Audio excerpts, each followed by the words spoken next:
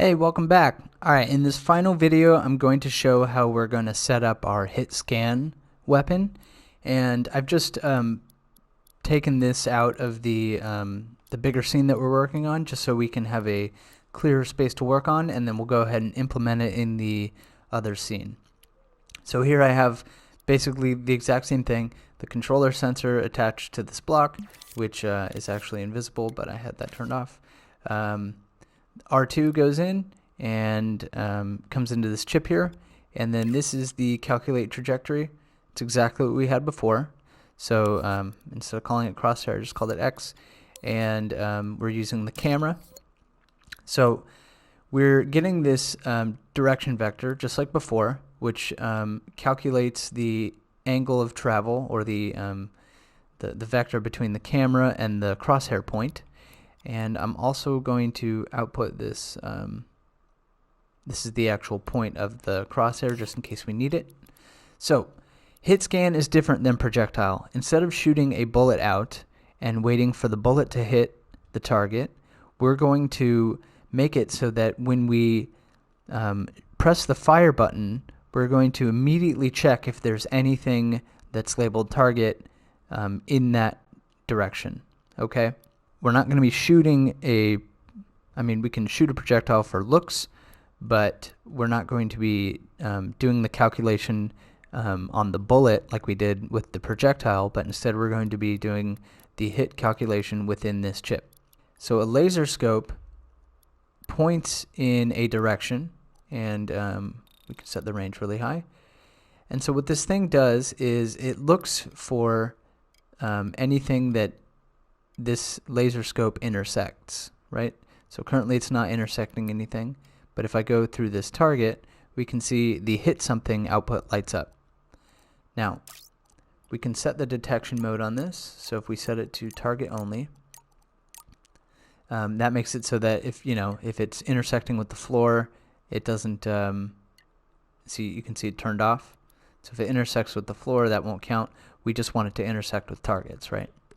We can't just plug in a direction for this thing to look. The only way you can control the way it looks is either by moving this thing, moving the the little pointer around, or we can have it point at a tag. Okay, so that's useful. So what we're going to do is we will emit an object some distance away, and let's go ahead and get out an object here. I'll just make it a bright green cube so that it's easy to see. And all we're going to put on this cube is a tag. And we'll call this aim direction. Okay, so let's make sure the tag is aligned right there. Cool. So we're going to be emitting this block. So I'll go ahead and put the block in there. Let's make sure that this is not collidable. And we can leave it visible for now just to help make it clear what's happening. Now we don't want any emit speed, and we only want to emit once. Now we're going to be setting this lifetime as short as possible, but for now we'll leave it at 0.5 seconds to help make it clear. So where do we emit this thing? We're going to emit this object in the direction we're aiming, as far away as possible that the laser scope will handle. So let's see how far the laser scope can look. I believe it's 1,000 meters. Yeah, so 1,000 meters. So we'll be emitting this thing 1,000 meters in the direction of which way we're aiming. So how do we calculate that? It's actually pretty simple. We're going to take the point of the crosshair, which is right there, and we're going to add to it. And what we're going to be adding is we'll take the direction vector and we'll multiply this by 1,000. So if we add that into the point, that should be 1,000 meters away from where we're aiming. Okay, and so that's going to be our scene space position. And if you didn't know, you can just plug a position into the scene space transform, and it knows that it's just a position. Now let's work on this laser scope. Make sure it's aligned to the grid, just like that, where the crosshair is. We want it exactly at that point. Let's see what this looks like now. We'll go ahead and plug the R2 into the power of the emitter. Okay, let's make this smaller for now. We'll make this 20 meters. Okay, so when I press R2, we can see a green cube shows up in the direction we're aiming, 20 meters away. Okay, so now what we're going to do is we're going to have the laser point, or the laser scope, look at that aim direction tag. Okay, and so now, since this is aiming where we're looking, all we need to do is detect if it hits a target label. And if that's the case, that means we've hit a target, right? So for now, just to make it clear, I'll get a sound out. I'll get this ping sound. And so when we hit something, we'll play the ping sound. Okay, and that should only ever happen if we hit a target. So here, I'll start time. You can see I can shoot the block. And if I aim over the target, we can see it plays a sound. And it's instant, right? It's the second I hit the button. Well, unfortunately, you can't see when I'm hitting the button, but every time I press R2, that ping sound plays instantaneously. So this is the basics of how a hit scan weapon works. See, we don't have to shoot a bullet and wait for the bullet for it to hit it. This is how we can detect if we're aiming at something that we want to be hitting. Okay, so if we were to then add a bullet,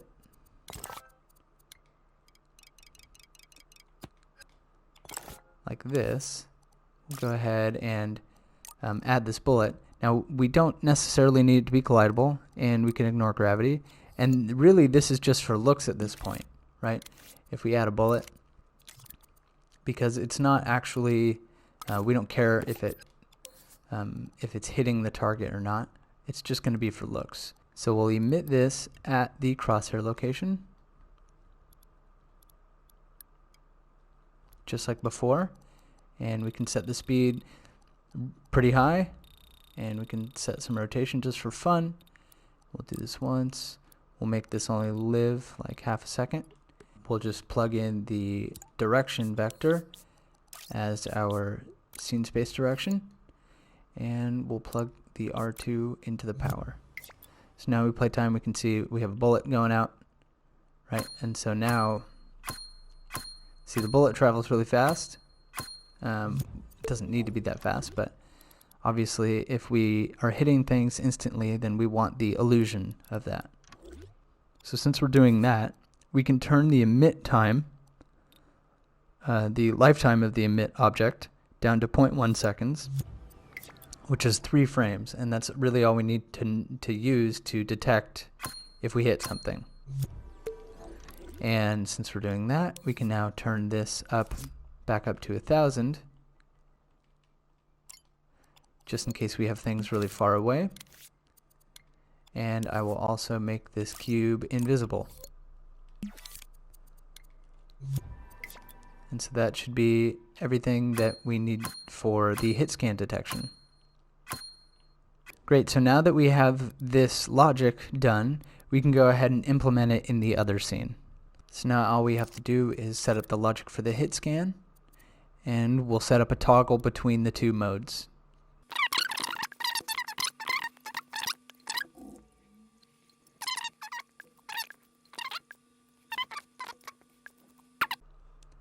Alright, just to make this super clear one more time, we're going to add the crosshair position to the direction vector multiplied by 1000,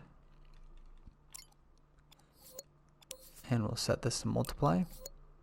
That will go in here, and that will be the scene space position for this emitter, for this emitted object.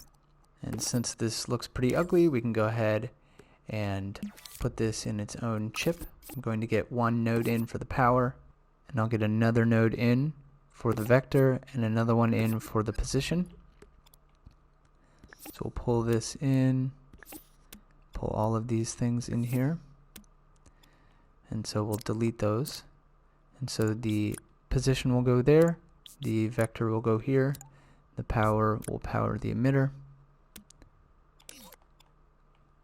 And now we can just plug these things in accordingly. And that way this is just a chip, and I'll label this Hitscan. We can go ahead and do the same thing for the projectile mode as well. We'll get one for the power and one for the direction. So we'll just bring this thing in here. This thing will go into the scene space direction, and this will go into the power. We'll plug that in. We can go ahead and turn that on for now. And we'll just turn this chip off. And take the direction vector and plug that in. And there we go. So now we have this setup, and we have this setup as well. And since we're going to be emitting a bullet just for funsies, we can copy this emitter over. And this we won't use that same object, which was the bullet with the chip. We'll just make a new bullet here. And we'll make this one white, just to make it a clear difference. Go ahead and turn off collidable. We'll turn on ignore gravity, and we'll pop this thing in here.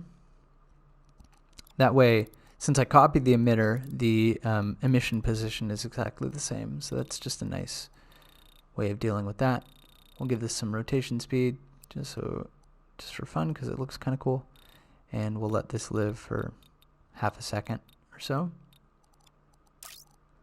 And so now here we'll do the same thing. We'll take the direction vector, we'll plug that in, and we'll put the power in as well.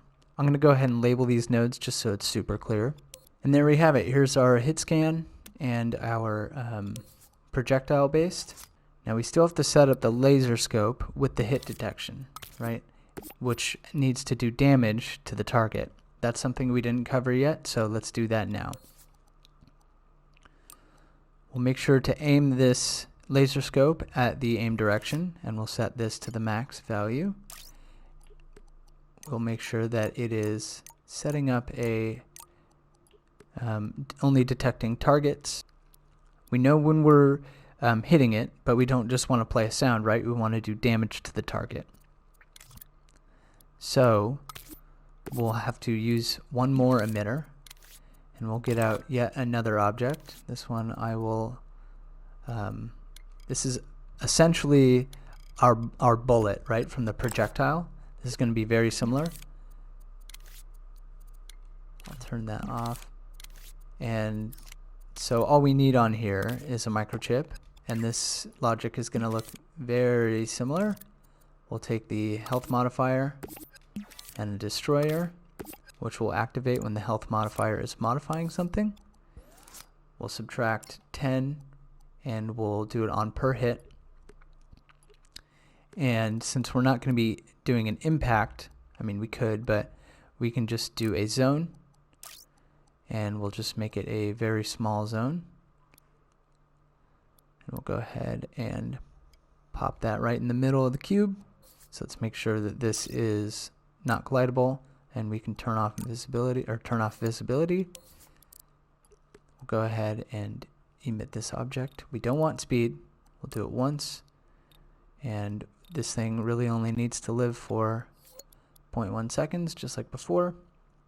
So when we hit something, we'll power the emitter, and where will we emit the object? We'll be emitting it at the hit position, like that.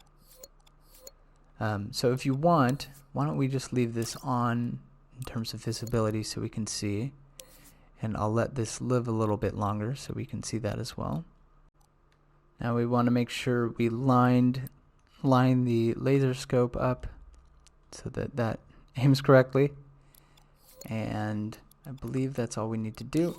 So I'll leave that visible, and let's go ahead and test this out and see how it looks.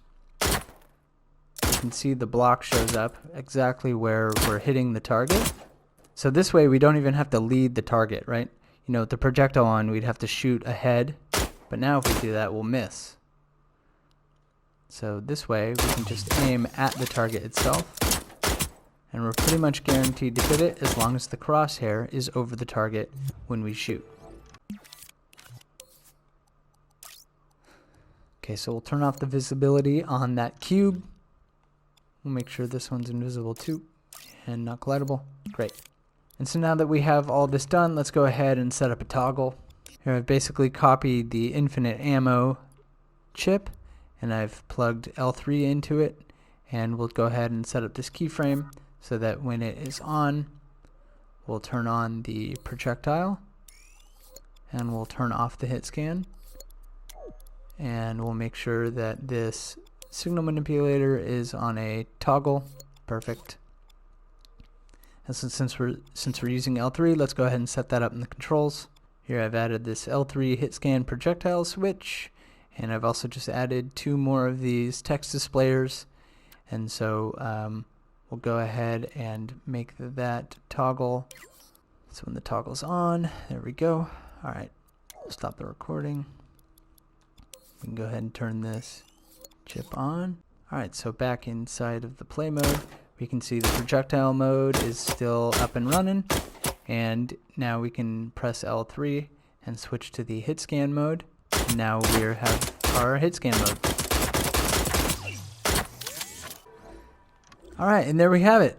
That's the end of this mini-series. I hope this was helpful. This topic is very relevant for anybody who was trying to make any shooting games. It's going to be probably pretty popular in VR as well. So I hope that if you're looking to make something like that, this is helpful to you.